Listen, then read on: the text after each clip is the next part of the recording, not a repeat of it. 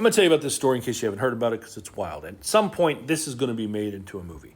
But first, I want to address the kind of shitty headline here and some of this article body that's not great. Oh, there we go. Yeah, that reads better. I like that. So this is Chelsea Perkins, and this guy is Matthew. They went to high school together. And allegedly in 2017, she went to police and said, hey, that guy SA'd me. And police said there's not enough evidence, and they didn't charge him or arrest him. And she was forced, like so many others who experienced that, to just go on with her life. So she joined the Coast Guard, where she met her husband. She got married. She got out of the Coast Guard. She became an OnlyFans model. Not that I feel that's in any way relevant to any part of this story, but she did. Through all of that, Chelsea hadn't forgotten. And at some point, it would seem she hatched a plan that involved making contact with Matthew again. And then at some point saying, like, we should go hiking together in a national park. And he was like, yeah.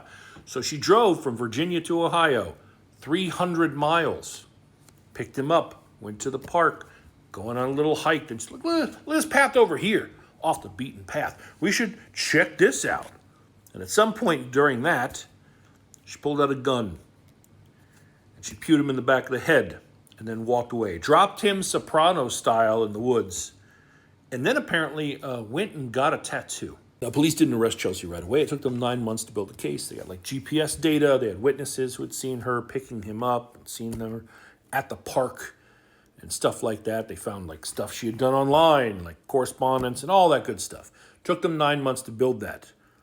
But while they were building that case, she was living her life, which did not sit well with Matthew's mom and dad.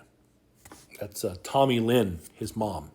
And at some point, the two of them drove, I'm presuming from Ohio, to the D.C., Virginia area, where Tommy Lynn there, dressed as a UPS delivery person, knocked on the door of what they believed was the home of Chelsea.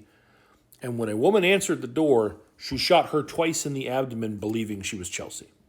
They then ran. They had like separate plates to swap on the vehicle. Like they came prepared, but it wasn't enough. Police figured out it was them pretty quickly.